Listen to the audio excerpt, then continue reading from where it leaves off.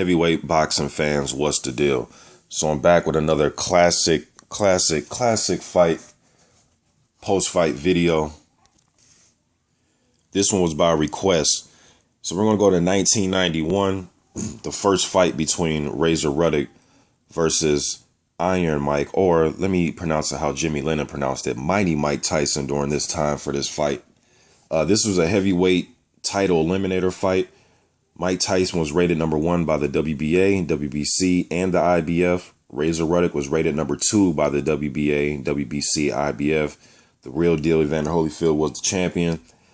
And Tyson was, he's only, 3 fights removed from, rebuilding his image and everything that happened that went down in Tokyo against Buster Douglas. So he came back, steamrolled Alex Stewart, who also had a gaudy KO percentage. And the Olympian, he also steamrolled Henry Tillman. Beat Tillman first, then he beat Alex Stewart. So then he took on a dangerous fight that I thought, because if you watch the telecast of this fight, they were calling Razor Ruddock and Tyson the 2 hardest punchers in the division. They also said that during the telecast leading up to the fight, they were saying that Razor Ruddock probably has the best left hand in boxing, not just the heavyweight division, but as far as his jab, the power he's putting on it, and that smash punch, his little hook / uppercut. They thought that was the best left hand in boxing, according to media and some fans, all right, during that time. Ruddock, 6'3". Let me just go over a little bit of Ruddock for those of you who don't know who he is. He was 6'3", 228 pounds. He was 27 years old at the time. So he outweighed Mike on fight night by 11 pounds. Mike came in at a trim already, 217. I always liked Mike when he was small as far as his weight. I liked him in the high teens. When he was in the high teens, that let me know that he was in shape and he was ready to go. Ruddock only had 1 loss, 1 draw. He had the vicious knockout over Michael Dokes to put him to sleep. Dokes fell face first in that fight. Came back, knocked out Bone Crusher Smith. I mean, he had some good knockouts on his resume. And he was young and he was in his prime. His physical prime was Ruddock. 4 inches taller than Mike, so he had the advantages over Mike in that department. Okay, so both guys, they come out, look extremely ready to go. The first round, Mike Tyson comes out, wings an overhand right. Right after that, he kind of misses that shot. After that shot, Ruddock immediately throws back a smash, a huge wild uppercut that misses. I mean, both these guys went for home run shots right when the beginning of the first round. Ruddock started to tie Tyson up. They both get tangled up a little bit. Ruddock stumbles halfway across the ring. Ruddock started to catch Tyson when Tyson was coming in, and he was stopping him in his tracks with those uppercuts. Those left uppercuts, he was just stopping them. Stiff left uppercuts. Tyson started to move. He was moving his upper body, I was noticing, but his feet just stayed still. He landed a few little shots on the inside, trying to land some hooks and uppercuts. I thought Ruddock got the best of that round. He was landing some jabs. He was landing some good left hands. There was even a few times where he was measuring Mike, where he was sticking his jab out and he was holding it out there. Then boom, coming back with right hands. Kind of like what Larry Holmes used to do sometimes when he would do to his opponents. So he was lining Mike up. Then they got into throwing punches after the bell. But I gave that first round to Razor Ruddock. Now, round 2, I thought Mike had a much better round in round 2. Now, there was a left hook that Mike landed at the beginning of the round that it dropped Ruddock with a left hook, but you can clearly tell that their feet got tangled. Yes, it was a punch that the momentum that took him down, but the punch didn't even land. And you could tell that their feet got tangled. Ruddock goes down. They still counted a knockdown. Richard still counted a knockdown. So even if it wasn't a 10-8 round, I still gave Mike the round 10-9. Ruddock was electing to stand close and clinch on the inside, and Tyson took advantage. He was killing Ruddock's body, man. He was killing his body. Even when Steele was telling him to break, or he was telling him, just giving him some instructions, Mike was still pounding away at his body. He landed some good right hooks to the body, uppercuts to the body on Ruddock. I mean, you can hear them. They were thunderous. And you could tell that was taking a toll on it. Ruddock he had like his mouth open. He looked like he was gassing a little bit, but I think it was the body work.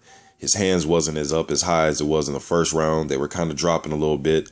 When he did stand and gave himself some room against Mike, that's when he was at his best. Not running from Mike, but just, you could be in front of him, but just give yourself a little bit of distance, because Mike has short arms. He wants to work on the inside. And Ruddock trying to work with him on the inside is just a no-go. He landed a few little uppercuts, but they really didn't have effect on him, Ruddock, because I thought that he was standing too straight up to have effect on that left uppercut he likes to throw. When he used to bend at his knees a little bit, just a little bend, that's when I thought he had great power on it. But he was standing straight up trying to land it, and the punches really didn't have that much effect. Thought Mike won that round. Again, after this round, when the bell rings, they're staring each other down, looking like they want to go at it even after the bell. But I gave Mike round 2. Also on round 2, Mike started to get the warnings for the headbutts. When they were clinching, Mike used to do some little rough house tactics on the inside. He was using his head a little bit. So still was warning him about that. Third round, more of the same. Mike comes out. Again, Ruddock electing to get inside and clinch and hold. I'm telling you, man, those body shots were just working wonders on Ruddock. You can hear them, man. They were thudding. Mike was landing on with both hands. Ruddock, it looked like he was starting to just lean over more. I just didn't think he wanted none of that body attack, man. So when he got inside, he was clinching and trying to lean on Mike. But Mike had his head under Ruddock's chin. So he had the momentum and he was positioning his feet in the proper stance to get these shots off. And he was hurting Ruddock to the body. When Ruddock did, like I said, when he would fight from a little bit of distance, he had more success. But then Mike started to hit him with his own jab and come over the top with straight right hands. Now, the interesting part of this round was that, like, the last 10 seconds of the round, Ruddock proceeded to land a good left uppercut and then a left hook combination. And right when he was admiring his work, Mike leaps in with a counter left hook, and looked like Ruddock took like a step or two back, and then he hit the canvas, and he was hurt. He tried to smile and brush it off, but he didn't see it coming. He didn't see Mike countering him with the left hook. Looked like he was admiring his work, because there were some good clean shots that he landed on Mike, those two left hands. You can hear the crowd oohing and ahhing, and then Mike just leaped out of nowhere with his own counter left hook, dropped Ruddock. He beat the count, the bell ended, and again, they're staring at each other as the end of the round goes. But I gave Mike that round 10-8. Round 4, more of the same for Mike Tyson. I don't know, man. Ruddock just, that body work looked like it was working wonders on him. He was choosing to grapple with Mike and stand at close quarters. Mike was just ripping to the body. Ruddock landed one noticeable punch to me in the whole round. It was a left hook to the side of Mike Tyson's head. That was it. Rather than that, Mike was walking him down, stalking him. It was funny to watch Razor Ruddock, man, at this point of his career. This is before Lennox Lewis and the Morrison losses. I mean, you just would have thought that, I know it's easier said than done, but when he was in those clinches, man, he should have been walking Mike back. That's what Holyfield did when Holyfield fought Mike Tyson. Buster Douglas, all those guys, when he got in the clinches with Mike, walk him backwards, push him back. You have to stop his momentum. You can't get in a clinch with him and just stand there and be stalemate with it. You have to push him back and get him totally off balance, because if not, he's going to kill your body. He's going to work uppercuts upstairs. Mike wasn't moving his head a lot in this fight, but he had total control of this fight. I gave him round 4. Fifth round, probably edged it to Mike, but Ruddock did a lot better in this round as far as trying to keep his distance. He did allow Mike to get inside. Mike was walking him down, pushing him against the ropes, landing good body shots, landed a good combination jab, overhand right to Ruddock's head. Ruddock was trying to work in uppercuts. Mike was there to be hit, man. Ruddock was just tired. His body was getting beaten up. He looked kind of war-torn in this round a little bit, but he looked a lot better than he did in the previous rounds. But I edged this round to Mike too, round 5. I gave that to Mike.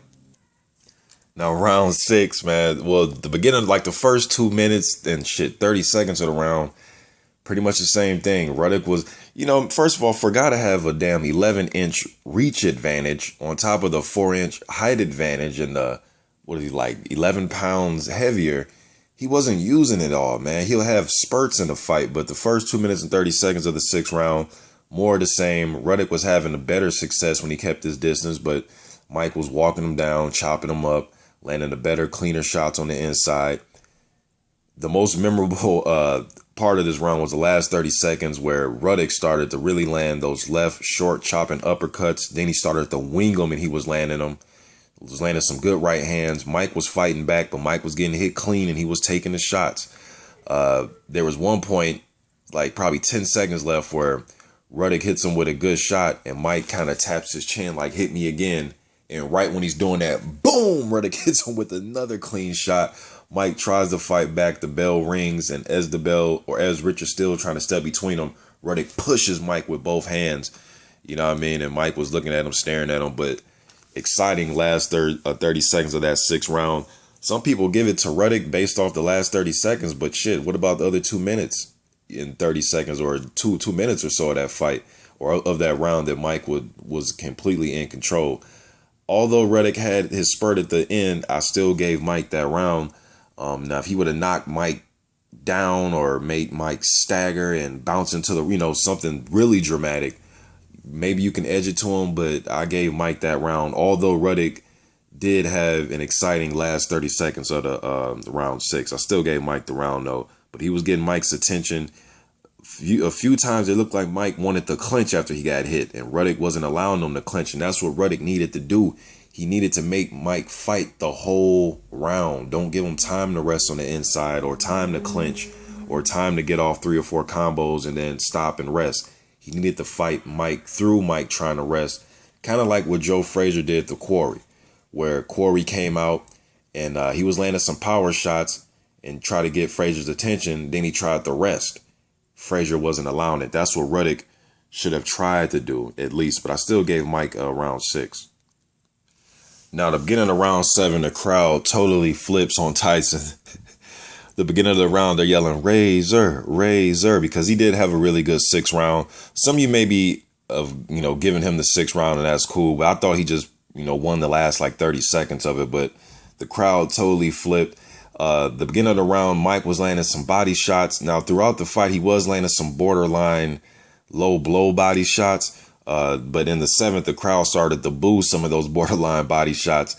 Instead of oohing and ahhing, they started to boo. Now, you can tell that the tide was turning as far as the crowd reaction, but they want to just see a fight, though. And Razor was giving it to him. They exchanged furiously a few times. Tyson was still working that body. And then,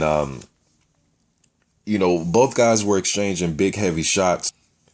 Mike lands that huge right hand to the body. And then he landed that left hook, and that started everything.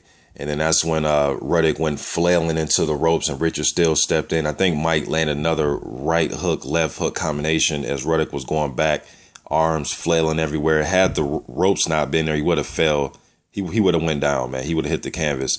But he would have bounced against the ropes. One arm was over the ropes. He was just standing there. You know what I mean? Mike would have jumped on top of him and probably viciously knocked him out, especially with Razor just bouncing against the ropes with his hands down with one arm over the ropes. I think he would have got probably hurt real bad had Richard Steele not stepped in. Now, some of you may argue and say, yeah, but when Steele stepped in, Ruddock even asked him, hey, what are you doing?